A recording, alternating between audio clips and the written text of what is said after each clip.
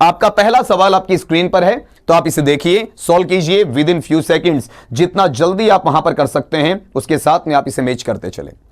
Direction ऊपर दिया हुआ है कि choose the correct tense forms for the blanks. जो खाली स्थान या रिक्त स्थान आपको मिल रहा है उसका जो सही आपका रूप चुनना है वर्ब का। क्या वो हेल्पिंग वर्ब के साथ आएगा, क्या अकेला मेन वर्ब आएगा, और मेन वर्ब आएगा तो उसका फर्स्ट फॉर्म आएगा, सेकंड फॉर्म आएगा, या फिर आपका थर्ड फॉर्म आएगा। इसकी परिचर्चा आपको यहां पर अपने साथ में करनी है। इसका सही सोल्यूशन आपको वहां पर देना है।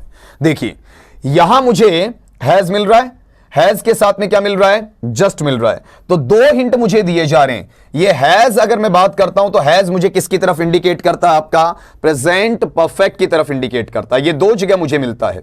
एक तो मेरा मिलता है प्रेजेंट परफेक्ट या प्रेजेंट परफेक्टिव के अंदर, और दूसरा जो मैं बात करता हूं वो मुझे कहां मिलेगा, आपका प्रेजेंट परफेक्ट कंटिन्यूअस में। अगर मैं हैज की बात करता हूं प्रेजेंट परफेक्ट कंटिन्यूअस में, इन दो जगह मिलता है, जिसे आप प्रोग्रेसिव का नाम भी देते हैं। अब इनमें से ऑप्शन ये डिसाइड करवा देगा कि ये किसकी बात कर रहा है। यहां पर दोनों मुझे मिल रहे हैं। अगर प्रेजेंट परफेक्ट होता है तो हैज या हैव के साथ क्या मिलता, वर्ब का थर्ड फॉर्म मिलता है, तो वर्ब का थर्ड फॉर्म इसमें गाउन है। फिर अगर ये प्रेजेंट परफेक्ट कंटिन्यूअस में होता है तो हैज या हैव के साथ बीन और प्लस में वर्ब का फर्स्ट फॉर्म प्लस आईएनजी आना चाहिए। वो भी मुझे यहां पर मिल रहा आपका हैज के साथ में बीन और साथ में गोइंग, मतलब होगा दोनों में से एक। अब इसका जो फाइनल डिसाइडर है वो कौन रहेगा, जस्ट रहेगा। अब ये जस्ट जो मुझे बता रहा है, ये जस्ट किसकी बात बता रहा है, प्रेजेंट परफेक्ट की। टाइम एडवर्बियल के अपन बात करते हैं और आपको जनरली इनमें से कोई एक मिल जाता है, जैसे टर्म हो सकता है रिसेंटली, या फिर आप ले सकते हैं इसमें लेटली, या हो सकता है जस्ट जो इस क्वेश्चन में आपको दिया गया है, या फिर आपका सो फार ले सकते हैं, या आप इसमें अप टू नाउ ले सकते हैं, या इसके अलावा लेना चाहें तो इसमें आपका रिसेंटली वाला जो एक्शन है उसी चीज को आप लगभग ऑलरेडी से अटैच करके भी देख सकते हैं। ये जो वर्ड्स आपके पास में आ रहे हैं, जैसे रिसेंटली है, लेटली है, जस्ट है, सो फार है, अप टू नाउ है, ऑलरेडी है। अगर ऑलरेडी को लेते हैं तो लगे हाथ इसको भी आप इसमें सिमुलेट कर दीजिए, जो उम्मीद करता हूं कि आपको पहले से पता भी रहा होगा। अगर इनको आप लेकर चलें तो ये प्रेफरेंस अपने लिए किसका देंगे, वहां पर प्रेजेंट परफेक्ट या प्रेजेंट प्लू परफेक्ट का देंगे या प्रेजेंट परफेक्टिव का देंगे, जो लेता कि अपने साथ में हैज या हैव के साथ वर्ब का थर्ड फॉर्म लेता है। मतलब वर्ब का सेकंड फॉर्म आ ही नहीं सकता। हैज के साथ कभी भी आप पास्ट फॉर्म या फिर आपका वर्ब का सेकंड फॉर्म काम में नहीं ले सकते।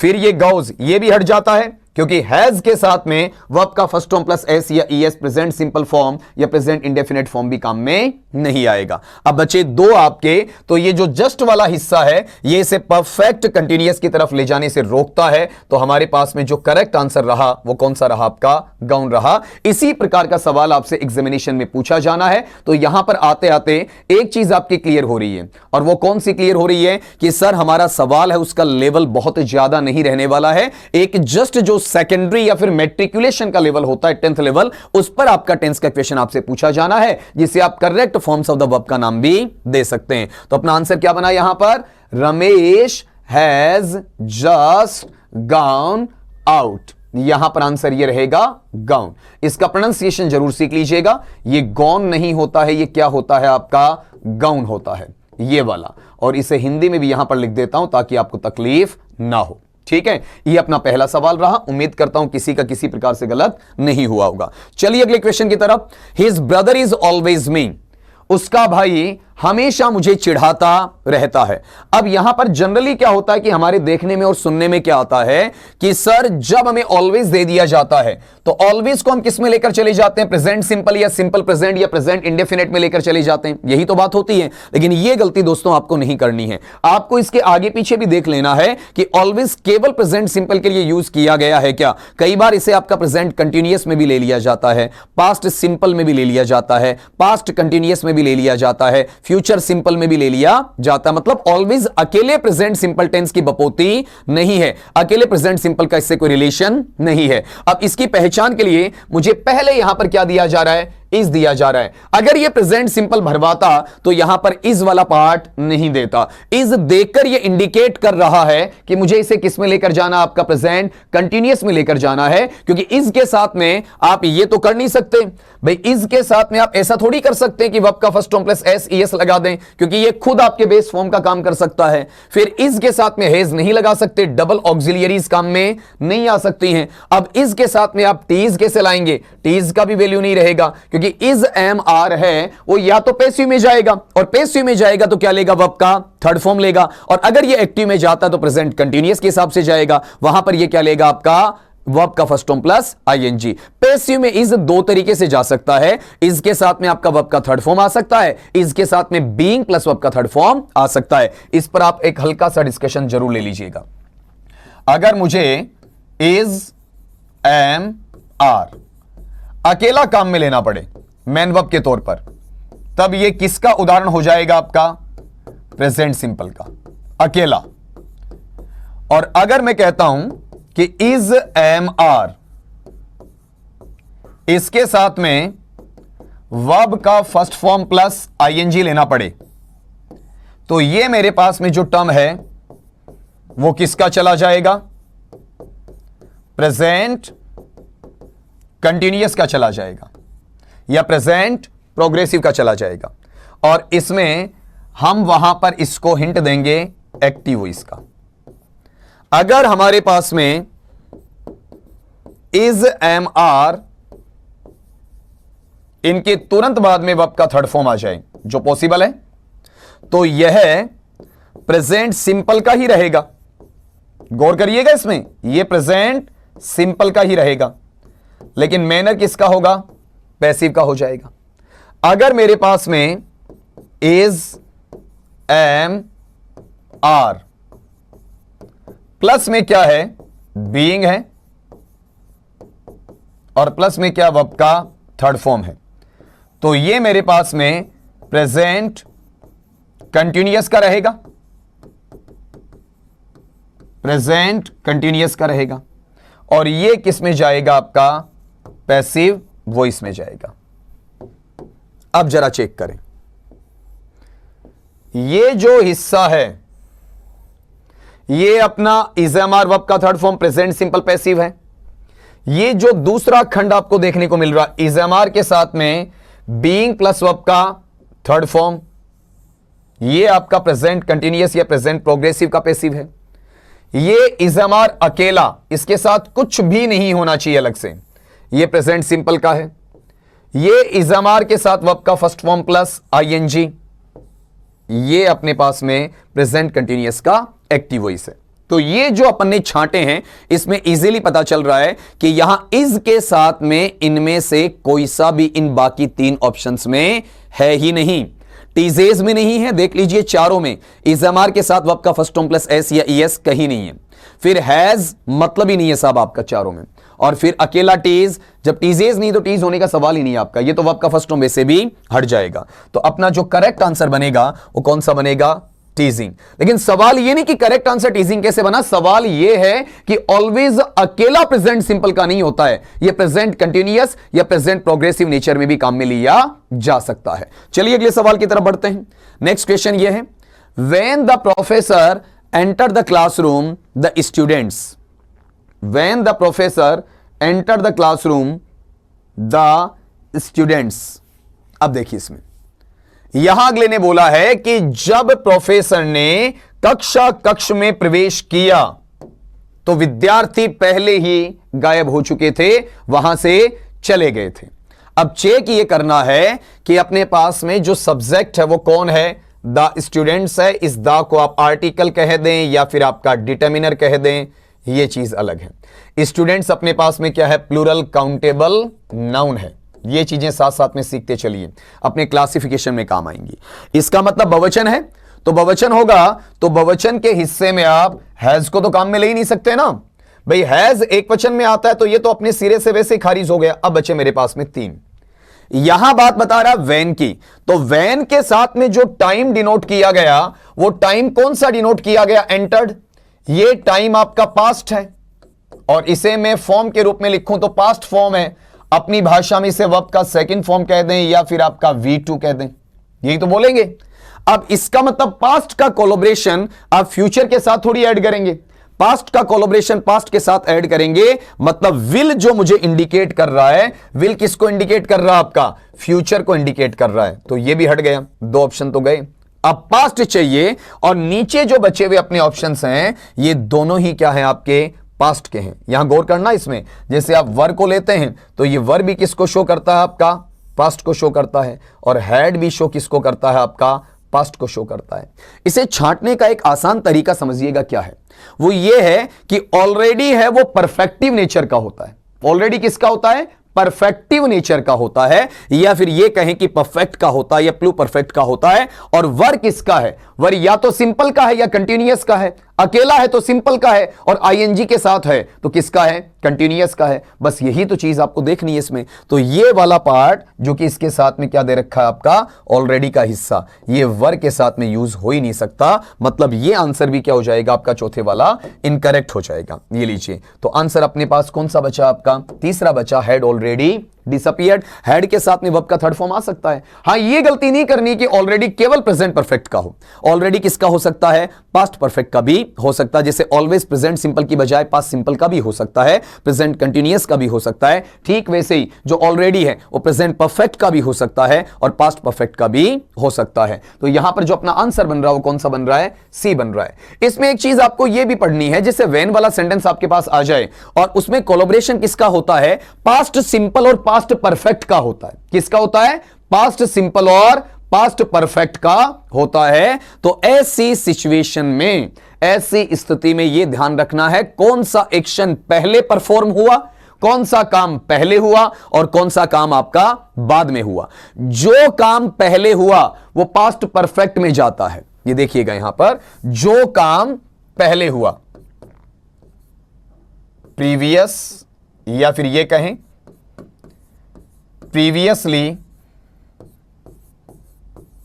परफॉर्म्ड एक्शन,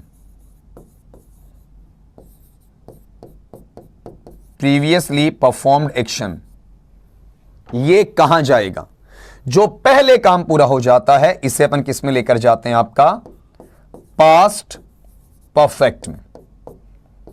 और पास्ट परफेक्ट में लगता क्या है जी, आपका हैड प्लस वर्ब का थर्ड फॉर्म लगेगा। और जो आपका लेटर ऑन बाद में हैपन होता है, बाद में घटित होता है, उसके लिए हम क्या लेकर आते हैं, आपका पास्ट सिंपल या सिंपल पास्ट लेकर आते हैं। जिसे इधर वर्ब के सेकंड फॉर्म से और इधर डिड प्लस वर्ब के फर्स्ट फॉर्म से। अगर इंटेरोगेटिव हो गए तो नोट हट जाएगा, नेगेटिव है तो डिड नॉट आ जाएगा। अब कौन सा काम आपका पहले हुआ है, प्रोफेसर का क्लास में एंट्री करने वाला या स्टूडेंट्स का चले जाने वाला। प्रोफेसर के एंट्री करने से पहले स्टूडेंट्स चले गए थे, इसके मायने क्या निकले, स्टूडेंट्स वाला काम पहले हो गया तो उधर आपको पास्ट परफेक्ट चाहिए, तो ये रहा हैड और ये रहा आपका वर्ब का थर्ड फॉर्म। मिल गया ना आपका।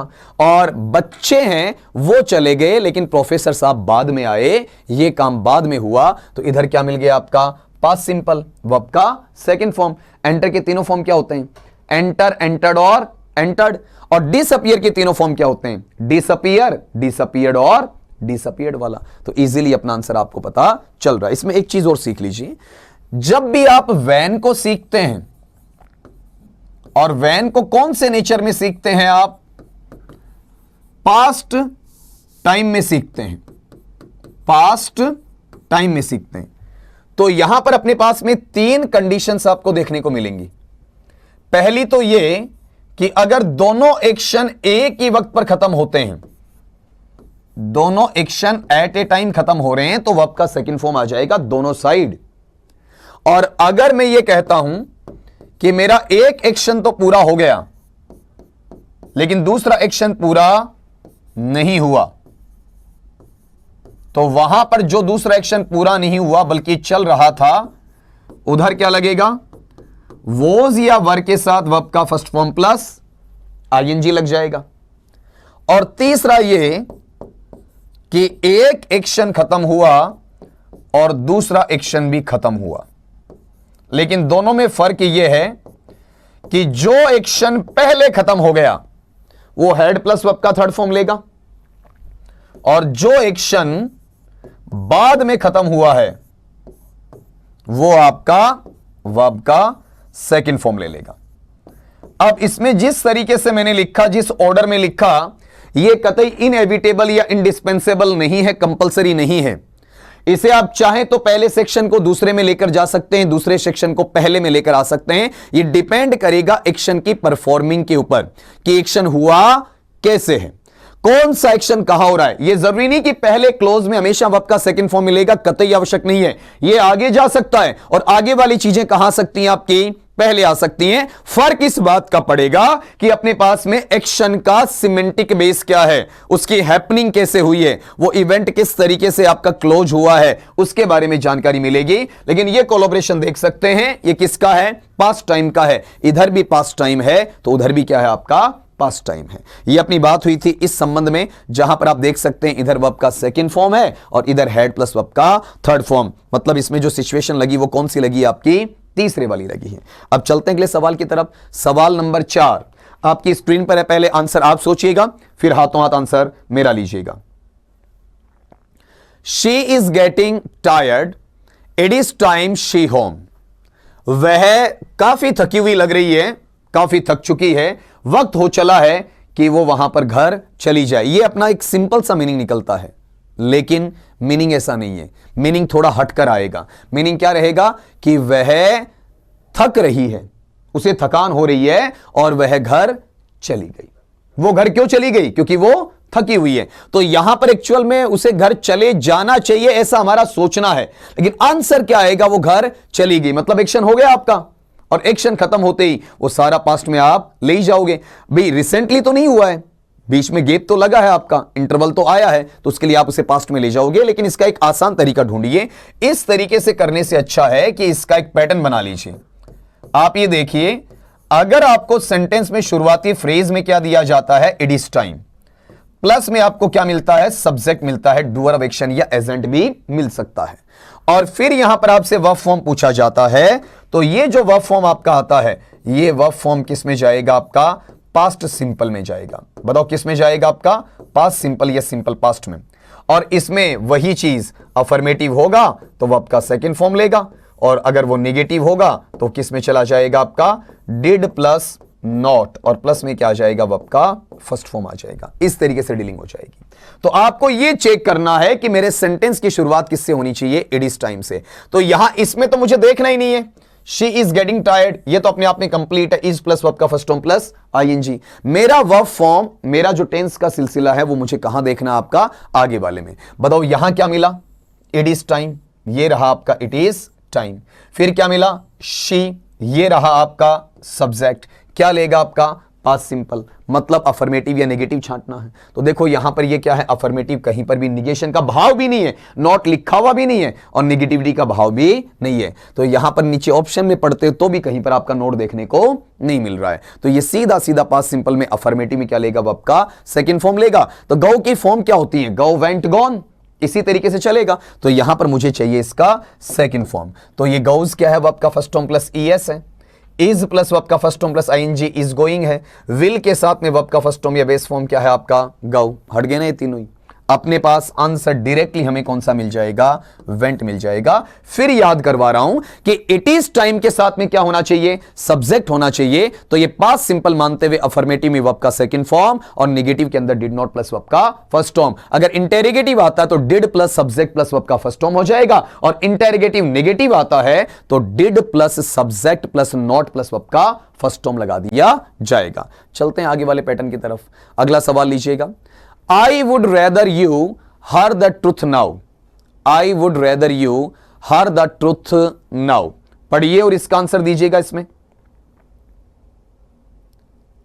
I would rather you hear the truth now. The truth now. इसमें जो ऑप्शंस अपने पास में आ रहे हैं इनको परखने की कोशिश कीजिएगा आप, किस तरीके से अपना सवाल बन रहा है।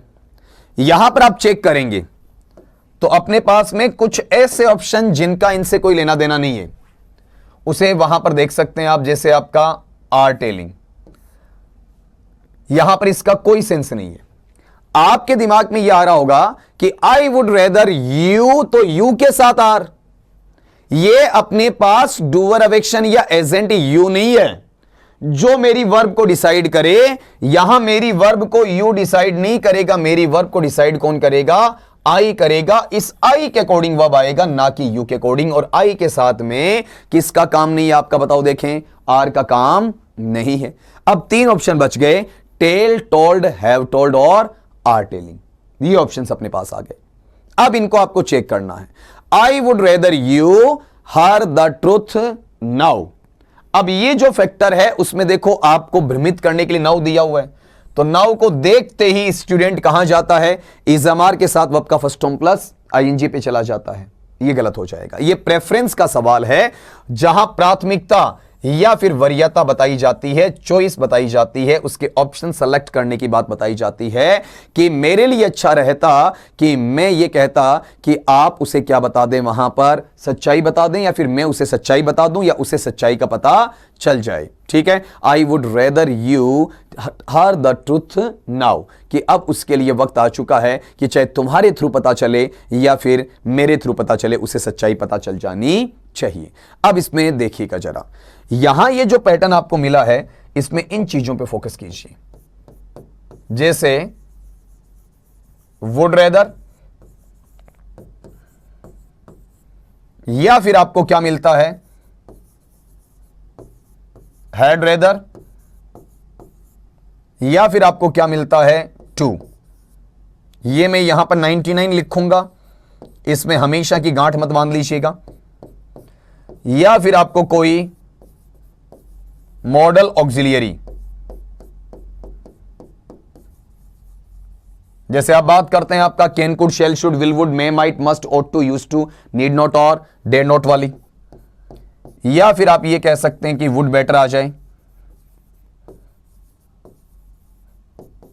या क्या हो सकता है आपका? हैड बेटर आ जाए।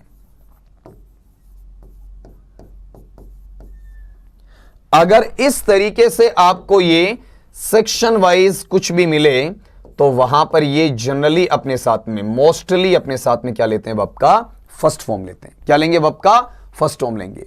यहां पर ये यू भी जो आपको दिख रहा है, ये एक तरीके से अननेसेसरी है, इसकी भी आवश्यकता नहीं है। नाउ भी एक तरीके से अननेसेसरी है, बस खाली कंफ्यूजन करने के लिए, कंफ्यूजन बनाने के लिए डाला गया है। अदरवाइज इनको आप अगर हटा भी देते हैं तो इनकी कोई आवश्यकता नहीं पड़ती है। आप सीधा सीधा लिख सकते हैं, कौन सा आपका वहां पर? I would rather her the truth. ज्यादा बेटर ये होता, लेकिन कंफ्यूजन कैसे डाला जाए, परीक्षार्थी को भ्रमित कैसे किया जाए, पेपर सेटर का पहला मोटो तो यही होता है, पहला उद्देश्य यही होता है आपका। इसलिए वहां पर वो यू लिख रहा है और साथ में आपको नाउ दे रहा है। नाउ वाला यहां पर चला जाएगा, यू वाला अपने अकॉर्डिंग निकालने की कोशिश करेगा। तो यहां पर जो ये वुड रेदर आपको दिख रहा है, ये क्या ले लेगा? वहां पर वर्ब का फर्स्ट फॉर्म ले लेगा। मिल रहा है ना? तो यहां पर जो बाकी गलत है उनको हटा लीजिए।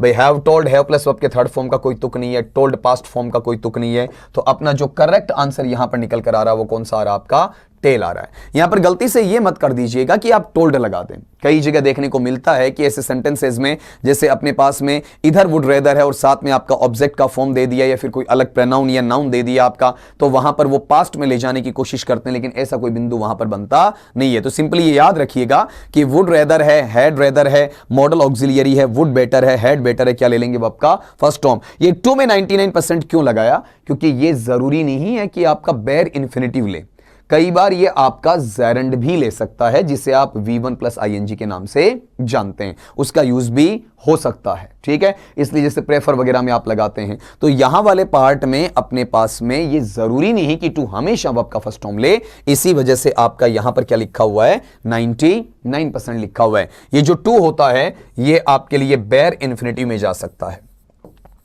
बेयर इन्फिनिटी में जा सकता है, जिसे आप क्या समझते हैं? आपका वर्ब का फर्स्ट फॉर्म।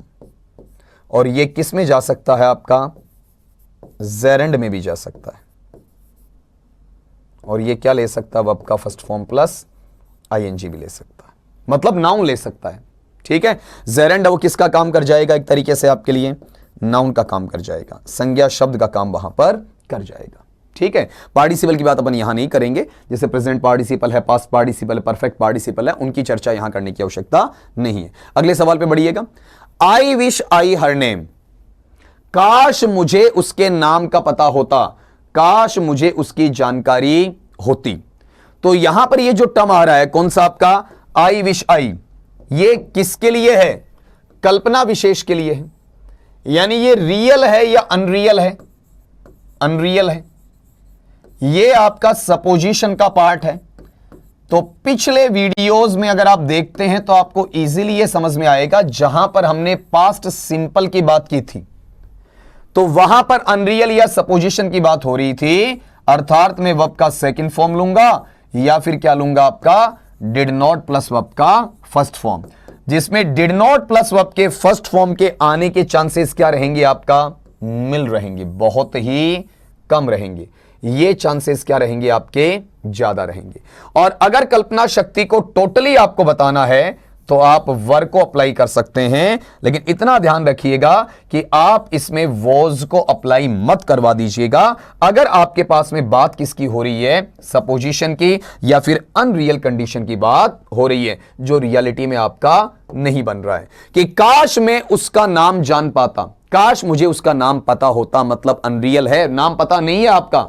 ठीक है, तो ये किस में जाएगा, पास्ट सिंपल में, वर्ब के सेकंड फॉर्म में। तो यहां से अलग अलग आंसर्स जो दिए हुए उनको हटाते चलिए जो आपके लग नहीं रहे, जैसे नो यहां नहीं लगेगा, ये क्या वर्ब का फर्स्ट फॉर्म है, फिर have non, have plus verb का थर्ड फॉर्म है, ये परफेक्ट में चला गया, और ये तो स्ट्रक्चर ही गलत है, ऐसा तो कुछ होता ही नहीं है भाई। विल है तो विल के साथ में क्या आएगा, वर्ब का फर्स्ट फॉर्म आएगा, ये नो का थर्ड फॉर्म है नॉन, नो न्यू नॉन, तो विल के साथ नॉन का तो यूज वैसे ही क्या हो गया आपका इनकरेक्ट, ये तो अपने आप में इंग्लिश में एग्जिस्टेंस ही नहीं रखता, इसका तो अस्तित्व ही नहीं है। तो अपने पास में बचा क्या आपका वर्ब का सेकंड फॉर्म वाला हिस्सा, वो कौन सा है, न्यू।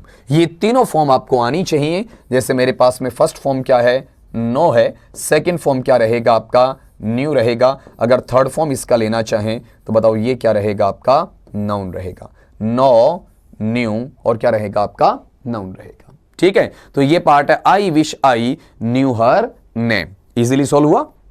चलते हैं अगले सवाल पर। Supposing with a match, supposing, कल्पना कीजिएगा कि हमने मैच खो दिया होता या हमने मैच गवा दिया होता।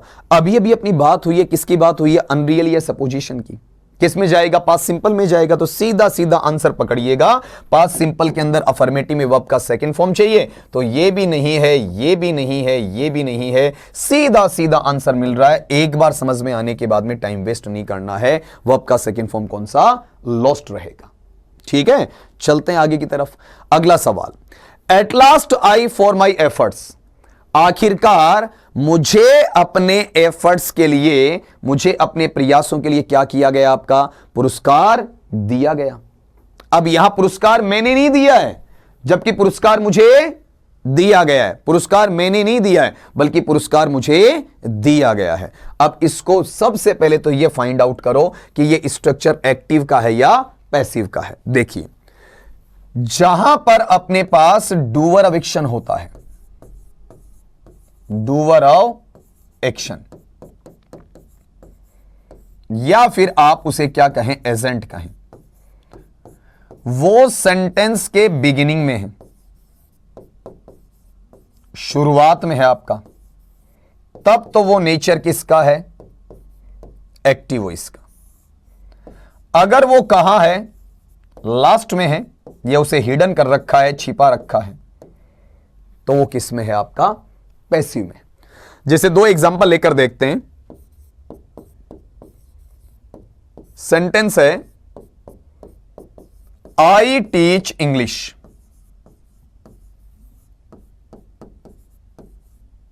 मैं अंग्रेजी पढ़ाता हूं। और दूसरा सेंटेंस यह है,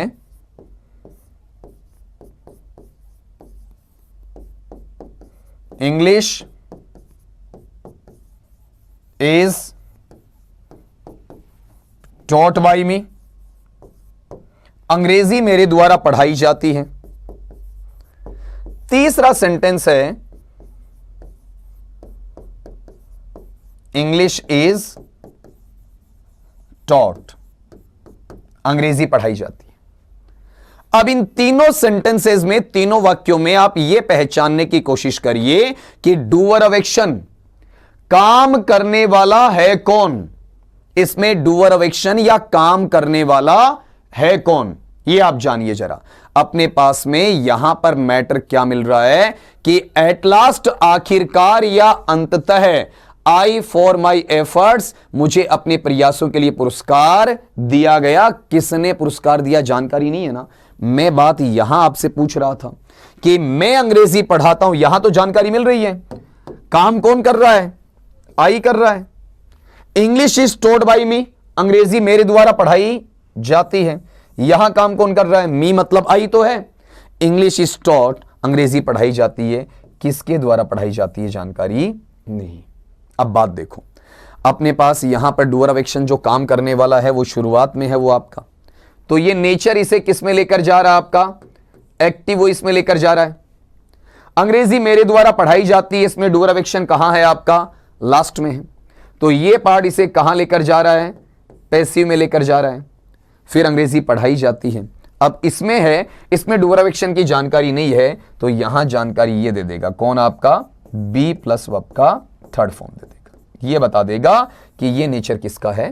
पैसिव का है। ठीक है। अब यहां बी प्लस वर्ब का थर्ड फॉर्म सर्वमान्य है, लेकिन जब हम correct forms of the verb पढ़ते हैं तो परेशानी बन जाती है कि ये यहां पर बी प्लस थर्ड फॉर्म तो हमसे भरवाएगा, तो हमें पता होना चाहिए डूअर ऑफ एक्शन का या फिर एजेंट का। अब देखिए कि यहां मेरे एफर्ट्स के लिए मुझे इनाम से, मुझे पुरस्कार से नवाजा गया, मतलब पुरस्कार देने वाला कोई और है, उसकी जानकारी मेरे पास नहीं है। आई तो यहां पर डूअर ऑफ एक्शन नहीं है, आई तो रिसीवर है जिसे पुरस्कार मिला है, ये तो प्राप्त करता है। मतलब एक्टिव का है कि पैसिव का है? पैसिव का है। और पैसिव जब आप बनाते हैं तो पैसिव में अपने पास में क्या रहा आपका? वहां पर यह फैक्टर आना चाहिए। पैसिव का सिंपल पहचानने का तरीका होता है बी प्लस वर्ब का थर्ड फॉर्म, और बी के फॉर्म में आप किस किस को शामिल करते हैं यह भी आपको पता होना चाहिए। बी के फॉर्म के अंदर आपके पास में ये वर्ड आ सकते हैं, इज आ सकता है, एम आ सकता है, आर हो सकता है, वॉज हो सकता है, वर हो सकता है, बी हो सकता है, या फिर आपका वहां पर बीन हो सकता है, या इसके अलावा बीइंग हो सकता है। ये 8 वर्ड्स, ये बी के फॉर्म्स इनके साथ में। तो पहले तो पैसिव वाले सेंटेंस से छांट लीजिए और बाकी को आप रिजेक्ट कर दीजिए। जैसे रिवार्ड, ये पैसिव में नहीं है, रिवार्डेड, ये पैसिव में नहीं है, 2 बच गए। यहां पर आप देखते हैं तो ये जो वॉज का नेचर है, ये जो आपके पास में वॉज का नेचर आपको दिया जा रहा है, ये वॉज का नेचर अपने साथ में क्या ले लेगा?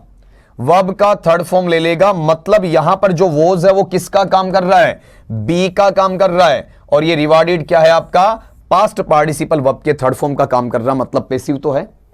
फिर यहां जो विल बी रिवार्ड है, इसमें अपन ने इसे काटा क्यों नहीं था? क्योंकि हमें बी मिल गया, तो हमने सोचा कि कहीं बी के साथ में थर्ड फॉर्म हो तो उसको अपन चेक करते हैं। यहां पर ये जो रिवार्डेड है, ये यहां थर्ड फॉर्म का काम नहीं कर रहा है, अब ये हट गया, तो ऑटोमेटिकली अपन अपने आंसर पर पहुंच गए। अब ये आंसर है कि वॉज रिवार्डेड पैसिव है, लेकिन पास्ट में क्यों है इसकी जानकारी हमें कौन दे रहा है? एट लास्ट वाला पार्ट दे रहा है। लेकिन उसमें कोई भी कंफ्यूजन नहीं है, सीधा सीधा क्लैरिटी के साथ में अपन आंसर पहुंचे हैं। लेकिन आंसर तक पहुंचने के लिए हमें पता होना चाहिए डूअर ऑफ एक्शन क्या है, एजेंट क्या है, या फिर बी के फॉर्म्स क्या है, पैसिव की पहचान हम कैसे करते हैं, ये सारी जानकारी हमारे माइंड में होनी चाहिए। चलिए चलते हैं अगले सवाल की तरफ। अगला सवाल है, आई blank space A continuous noise in the next room, in the next room. अब अगला ये कह रहा है कि निरंतर तौर पर मुझे अगले कमरे में, मेरे पड़ोस वाले कमरे में आवाज सुनाई पड़ती है। निरंतर तौर पर मुझे अगले कमरे में आवाज सुनाई पड़ती है, मतलब लगातार शोरगुल होता रहता है। कभी भी देखो चाहे उसमें से आवाज आएगी, चाहे दिन हो रात हो, आवाज आती रहती है। अब ये जो चीज है मतलब कंटिन्यूअस नेचर की है, तो कंटिन्यूअस नेचर आते ही आपके दिमाग में एक फोबिया होता है कि कंटिन्यूअस नाम पढ़ते ही अपन क्या लगा बैठते हैं? आपका वर्ब का फर्स्ट फॉर्म प्लस आईएनजी लगा देते हैं। लेकिन ये हमेशा तो नहीं होगा। क्यों नहीं होगा? कुछ आपके वर्ब्स होते हैं जिन वर्ब्स को आप किसका मान सकते हो सर? सेंसेस का मान सकते हो, या फिर किसका मान सकते हो, परसेप्शंस का मान सकते हो। इंद्रियों से संबंधित, ज्ञानेंद्रियों से संबंधित इंद्रिय या इंद्रिय बोधक जो क्रियाएं हैं, इंद्रिय वाचक क्रियाएं हैं, इंद्रिय ज्ञामक क्रियाएं हैं, इस तरीके से कुछ अलग अलग शब्द दे सकते हो। ऐसे वर्ब्स को आप कंटिन्यूअस नेचर में यूज नहीं करते हैं। ऐसे वर्ब्स के साथ में आप किसका इस्तेमाल नहीं करेंगे, आईएनजी का इस्तेमाल नहीं करेंगे। अब जब इनके साथ आईएनजी का इस्तेमाल आप नहीं करते हैं, इसका मतलब ये कंटिन्यूअस नेचर से हट जाएगा। आईएनजी हटते ही कंटिन्यूअस की बजाय ये वापस किस में आ जाएगा, सिंपल में आ जाएगा। जैसे मैं एक साधारण सा एग्जांपल आपके समक्ष रखता हूं कि आपको किसी को यह कहना पड़े कि मैं तुम्हें पसंद करता हूं, तो आप ये थोड़ी कहेंगे I am liking you, I am liking you, ऐसा तो नहीं कहा जाएगा। क्या बोलेंगे आप उसे, आपका आई एम लाइक की बजाय क्या हो जाएगा, सीधा आई लाइक यू, यही तो बोला जाएगा। मतलब ये ऊपर का जो स्ट्रक्चर है, इसका जो ये सिमेंटिक नेचर है एम लाइकिंग, ये गलत हो गया ना भाई, आईएनजी नहीं लगाएंगे तो एम की वैल्यू भी खत्म है। तो ये एम लाइकिंग किस में चला गया, बताओ, आपका लाइक में चला गया। ये किससे जुड़ा हुआ है, सेंस या परसेप्टिव नेचर से जुड़ा हुआ है। इसीलिए यहां पर ये जो वर्ड अपना आ रहा है सुनने वाला, ये भी वही आपका इंद्रिय बोधक अवस्था से जुड़ा हुआ है। मतलब हम किस में नहीं लेकर जाएंगे, आईएनजी में लेकर नहीं जाएंगे। तो ये जो सबसे पहले हमारे दिमाग में आता है आई के साथ एम प्लस में वर्ब का फर्स्ट फॉर्म प्लस आईएनजी, ये तो सिरे से खारिज हो गया। अब दूसरी बात ये कि ये जाएगा किससे, कंटिन्यूअस की बजाय सिंपल में जाएगा। जैसे यहां एम प्लस वर्ब का फर्स्ट फॉर्म प्लस आईएनजी था कंटिन्यूअस वाला, तो मैंने इसे हटाकर किस में रख दिया, आपका सिंपल में रख दिया। और सिंपल में आई के साथ क्या लगेगा, वर्ब का फर्स्ट फॉर्म लगेगा। तो मतलब ये फ्यूचर टाइम का भी कोई बोध नहीं करवाएगा, विल हियर नहीं होगा, और हैव हर्ड ये परफेक्ट नेचर का भी बोध नहीं करवाएगा। ये सीधा सीधा मुझे जानकारी किसकी देगा, प्रेजेंट सिंपल या सिंपल प्रेजेंट या प्रेजेंट इंडेफिनिट की दे देगा। याद क्या रखना है, कुछ क्रिया शब्द जो कि आपके पिछले वीडियोस में हैं दिए हुए, यहां दोबारा लिखने की आवश्यकता नहीं है। पिछले लेक्चर्स में आपको लिखवा कर बताया है, स्लाइड्स में प्रिंटेड मटेरियल आपको मिला है, सारा का सारा जो पीपीटी है उनमें सारी चीजें आपको मिली हुई हैं। तो उन वर्ब्स के साथ में आपको आईएनजी का यूज नहीं करना, और अगर करते हैं तो अपने वर्ब फॉर्म का वो अर्थ परिवर्तित कर देंगे, और अपने पार्ट्स ऑफ स्पीच में अपना डेजिग्नेशन है जो उनका वहां पर एक स्तर है, उसे वो परिवर्तित करके किसी अन्य स्तर में लेकर चले जाएंगे। सीधी सी बात ये है, ठीक है। तो यहां पर अपने पास में प्रेजेंट कंटिन्यूअस की बजाय क्या आएगा, प्रेजेंट सिंपल आएगा। अगला लीजिएगा, अगला सवाल है, आई मिस्टर शर्मा फॉर 2 years, मैं श्रीमान शर्मा को 2 सालों से, मैं श्रीमान शर्मा को 2 सालों से। अब यहां देखिए, टाइम एडवर्बियल आपके पकड़ में आनी चाहिए। कौन सा है, फॉर एडवर्ब, और टाइम क्या है आपका, 2 years है। तो यह बात अपनी हुई थी कि अगर आपके पास में सिंस है या फिर फॉर है या फिर ऑल है, और प्लस में इनके साथ में बताओ क्या है आपका, टाइम वर्ड है। सिंस है, फोर है या ऑल है, और प्लस में टाइम वर्ड है, तो ये नेचर जिन जिन टेंसेस में जा सकता है उनको मैं एक जगह कर देता हूं। ये सबसे पहले आपको तलाश कर लेना है प्रेजेंट परफेक्ट में, हैज या हैव प्लस वर्ब के थर्ड फॉर्म में। उसके बाद में आपको इसे ढूंढ लेना है प्रेजेंट परफेक्ट कंटिन्यूअस में, प्रेजेंट परफेक्ट कंटिन्यूअस में। नेक्स्ट वाला जो पार्ट है वो आपको देख लेना है पास्ट परफेक्ट में। फिर उसके आगे वाला हिस्सा है वो आपको देख लेना है पास्ट परफेक्ट कंटिन्यूअस में। और last but not the least ये आपको देख लेना है फ्यूचर परफेक्ट कंटिन्यूअस में, फ्यूचर परफेक्ट कंटिन्यूअस में। गौर करिएगा, मैंने फ्यूचर परफेक्ट नहीं लिया, इसमें खाली 5 ही लिए हैं। तो यहां पर जो मेरा सवाल बन रहा है वो सवाल यहां ये बन रहा है फॉर और फॉर के साथ में टाइम वर्ड आ रहा है। तो अब इनमें से प्रेजेंट परफेक्ट क्या लेता है, हैज या हैव प्लस वर्ब का थर्ड फॉर्म। फिर प्रेजेंट परफेक्ट कंटिन्यूअस क्या लेता है, हैज या have plus been plus verb का first form plus ING. Past perfect क्या लेता है, हैड प्लस वर्ब का थर्ड फॉर्म। और पास्ट परफेक्ट कंटिन्यूअस क्या लेता है, had plus been plus verb का फर्स्ट फॉर्म प्लस आईएनजी। और फ्यूचर परफेक्ट कंटिन्यूअस क्या लेता है आपका, विल या shall plus have plus been plus verb का फर्स्ट फॉर्म प्लस आईएनजी, यही तो लेता है। तो यहां पर इनमें एक ही मुझे मिलेगा, बाकी कोई सा तो अवेलेबल है ही नहीं, क्योंकि आप इनको पढ़ते जाइएगा। यहां देखिए ये नाउ क्या है, प्रेजेंट सिंपल या सिंपल प्रेजेंट या प्रेजेंट इंडेफिनेट, इनमें से नहीं है आपका। फिर ये एम नोइंग, प्रेजेंट कंटिन्यूअस या प्रेजेंट प्रोग्रेसिव एम के साथ वर्ब का फर्स्ट फॉर्म प्लस आईएनजी।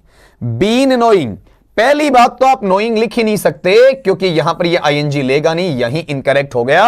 और दूसरी बात, आपका ध्यान बीन पर जा भी रहा है तो उसके साथ हैज या हैव या हैड या विल हैव या शैल हैव ऐसा भी नहीं है, तो ये दोनों तरीकों से खारिज किया जा सकता है। बिल्कुल एक नॉर्मलाइजेशन के वे में देखते हैं तो हैज हैव हैड या विल हैव शैल हैव के साथ बीन आकर वर्ब का फर्स्ट फॉर्म प्लस आईएनजी आता, वो स्ट्रक्चर बना नहीं, वहां से भी निकाल लो। लेकिन गहराई तक जाते हो, बाल की खाल निकालते हो, तो वहां पर आप देखते हैं कि नाउ के साथ में आईएनजी नहीं जुड़ता है, ये भी यहां से जाएगा।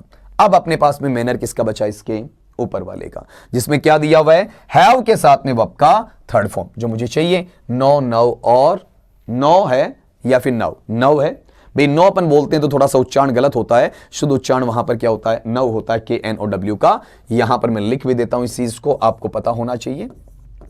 इसका प्रोनाउंसिएशन यू बनेगा, नव, ठीक है, नो नहीं बनेगा आपका।